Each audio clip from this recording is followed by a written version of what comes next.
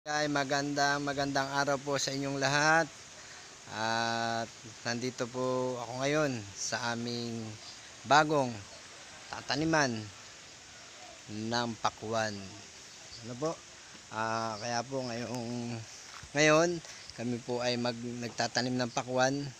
At ito nga po, madami po siyang mga butas-butas itong aming tataniman ng pakwan. Ayan po, barangay, madami po siya mga butas-butas. Ano po, sa mga tataniman po namin ng pakwan.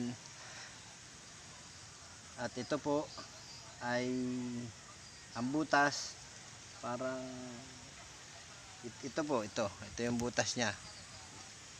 Ibig sabihin po, kaya po dito, tapos doon po sa gitna, ito pong gitna, wala po itong mga butas.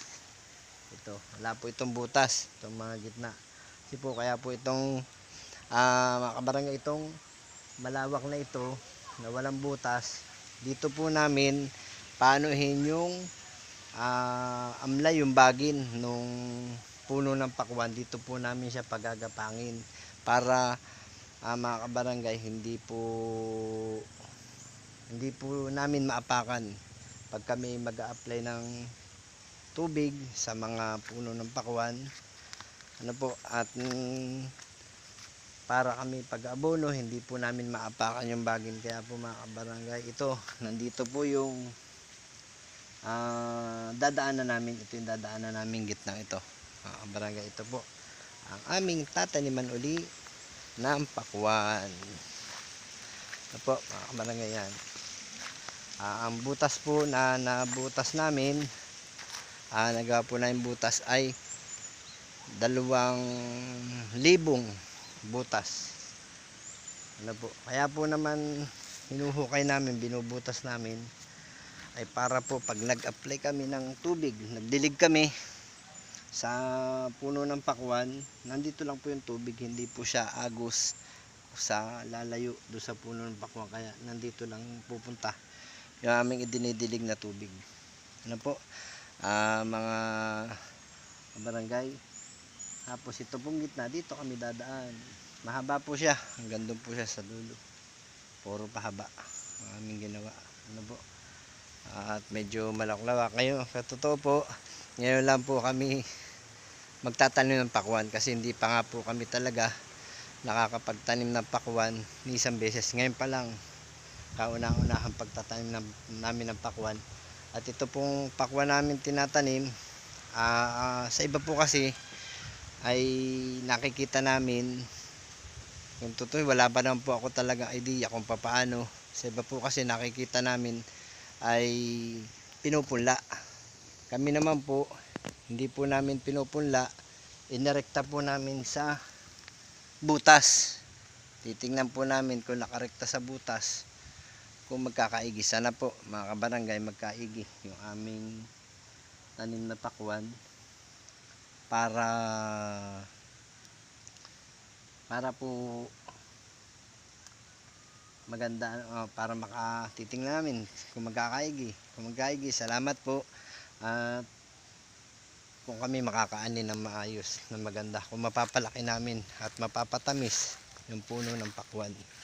Yan po, ganito po siya kalawak. Ito po, nasa likod ko. Ito po yung tatamnan namin lahat. At yun nga ho, ito medyo dito po sa gitna, ito yung walang butas, diyan lahat ng bagin namin pagagapangin, nang hindi po namin naapakan ang mga puno at bagin ng pakwan o bagin, or yung basta yung puno, yung amlay ng pakwan. Doon po namin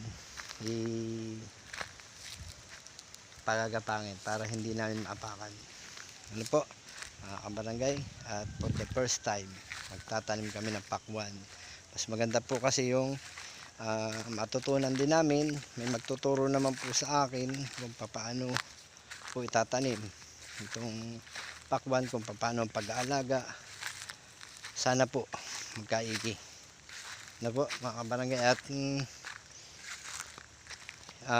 para naman maiba-iba, hindi po lagi ang tanim ko ay mais, para testing po ngayon mga patag-araw ngayon para sa Abril makakatikim na po tayo ng pakwan na aming itinanim. Nakakatuwa po naman dahil ngayon lang ako tatanim at sana magkaigi aming pong tanim. Nga lang po, inirekta na namin yung pagtatanim namin sa butas, hindi po namin ipinunla na.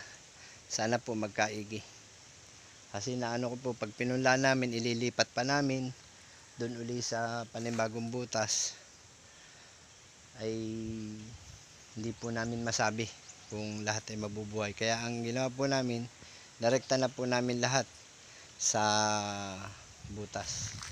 Apo, mga barangay, ito po ang aming taniman ng pakwan. At ito po ay malapit din sa kalsada.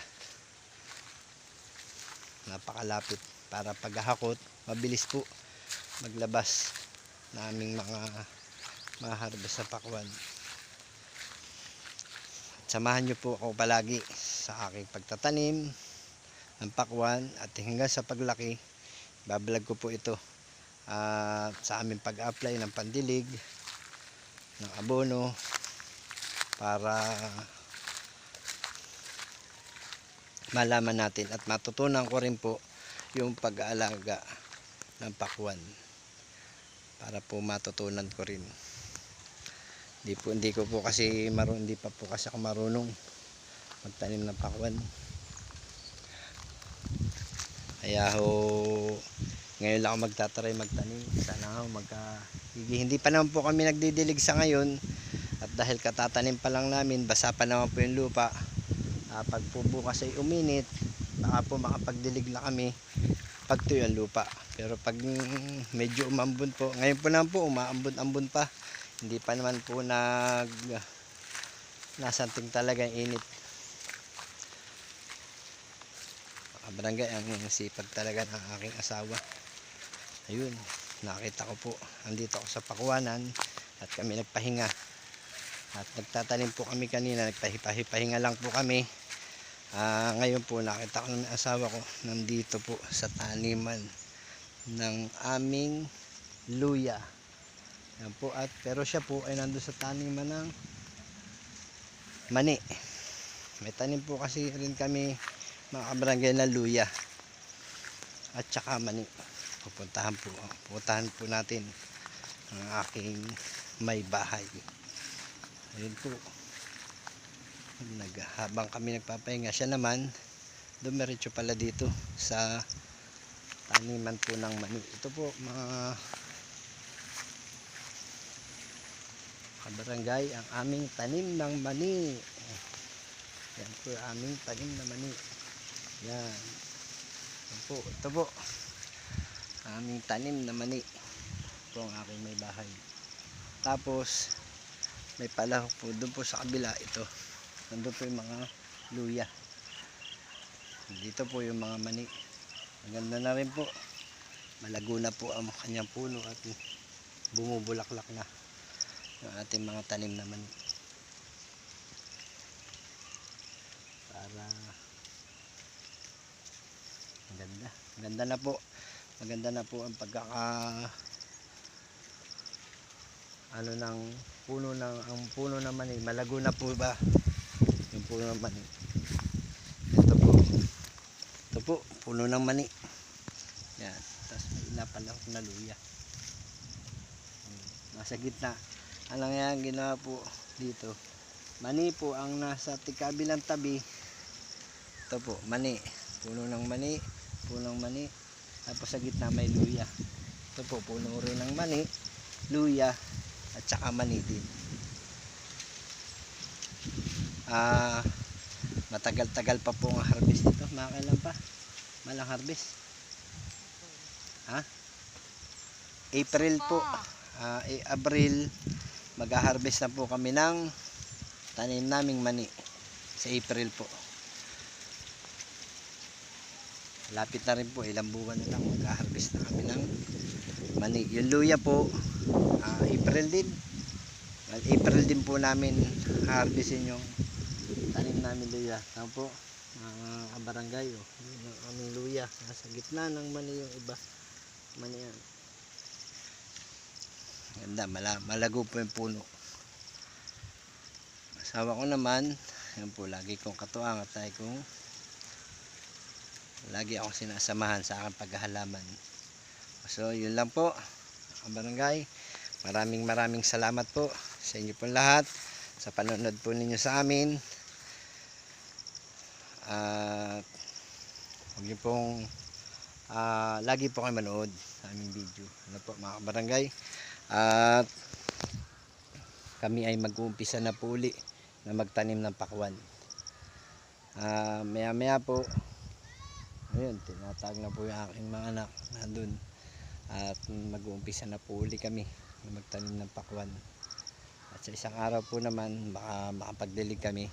Papakita rin ko rin po sa inyo kung paano kami magsama-sama magtulong-tulong sa pagdilig ng mga halaman namin.